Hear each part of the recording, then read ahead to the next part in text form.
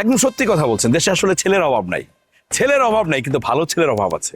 এই মাসুমের মতো ভালো ছেলে অলিতে গলিতে পাওয়া যায় না। আপনার এই বড় বড় কথা শুনেন আমার গলা জ্বলতেছে। আচ্ছা, আপনি কি নিজেকে শাহরুখ খান ভাবতেছেন? আপনার সাথে না আবার ঝগড়া করার কোনো ইচ্ছা হচ্ছে না। তো ইচ্ছা না হলে কেন করছে? আপনার সাথে কি আমি ঝগড়া করছি? আপনি ইচ্ছে করে আমার সাথে ঝগড়া করছেন। আপনি কথা বলতে মন না চাইলে চলে যান না, সমস্যা কি? মানে আসলে মানে আপনার যে জ্ঞানের অভাব আছে সেটা আপনার চাল চলন দেখলেই বোঝা যায়।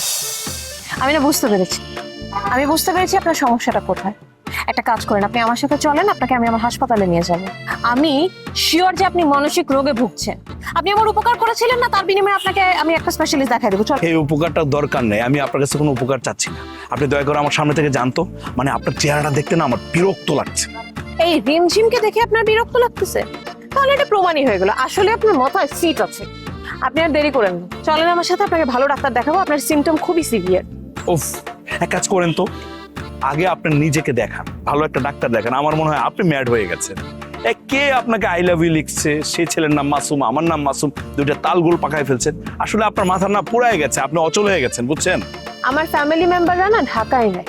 যদি আমার ভাই ব্রাদাররা ঢাকায় থাকতো, কোনো কথা ছিল ডিরেক্ট আপনার মাথায় বাড়ি মেরে মাথা ফাটাই দিতাম। এই রিমঝিমকে বলতেছেন আমার মাথা পাগল হয়ে গেছে? আপনাকে না আমার সহ্য হচ্ছে না। তো সহ্য না হলে চলে যান না প্লিজ, আমি কি আপনাকে ধরে রাখছি? যান না প্লিজ, দয়া করে আপনি আমার সাথে কথা বলবেন না।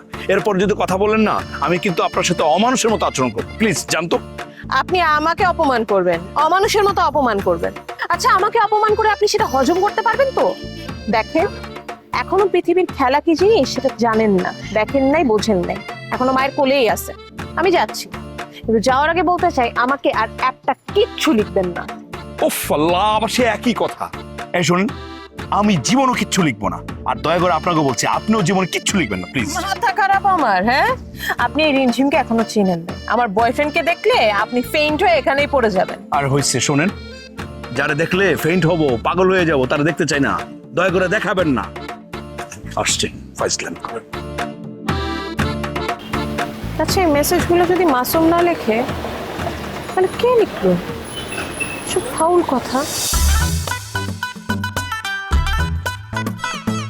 চাচা, তুমি এখানে বয়ে রেছো, আর আমি তোমার একটা সুখবর দাম লেগে তোমার খুঁজতাছি।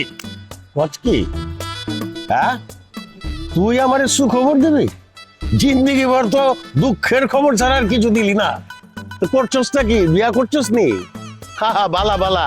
বিয়া করলে বৌলিয়া বাইতে না, আমার বাইতে না, আমার মায়ের যাবার বাইতে আহিস।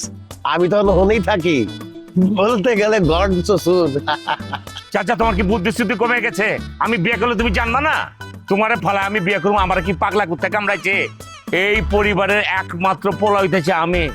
আমার চাচার টাকা পয়সা খরচা করে দুমদাম করে বিয়ে করাইবো আমারে, আর আমি নিজের টাকা খরচা করে বিয়ে করবার যাবো? এটা কেমন ধরো কথা কেটেছে চাচা?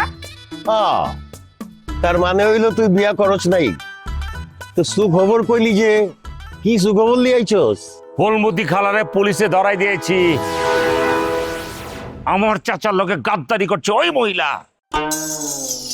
তারে কলম পুলিশ অনেক খুঁজাখুঁজি করছে, পায় নাই, নানান ছলচাতুরি করে পলায় যায়।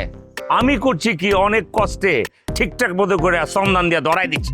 এখন ফুলমতি খালা হচ্ছে থানায়, তুমি ইচ্ছা করলে দেখা পারো, যাও দেখাও। সাদ্দাম, তুই আমার এটা কি খুদাইলি বাতিজা? আমার তখন নাচবার ইচ্ছা করতেছে। না জানাইছি করবার যায় না চাচা, এখন তোমার অনেক শত্রু যারা তোমার ফলো করতেছে। ঠিকঠাক মতো করে বাইতে থাকো, বাইরে তোমার লেগে লাইফ রিস্ক। আরে কি কষ্ট, কি লাইফ রিস্ক? জাল লেগে এতদিন ডরে ডরে আছিলাম, উয়ে তো এখন 1400 ভিত্তে। আর জাগো কথা কইতাছস তুই নতুন শত্রু। ওটিরে তো আমি মশা মাছি ছাড়া কিছু মনে করি না রে। 2 হাত দিয়ে থাপড়া দিব, চ্যাপটা গুলি দিব।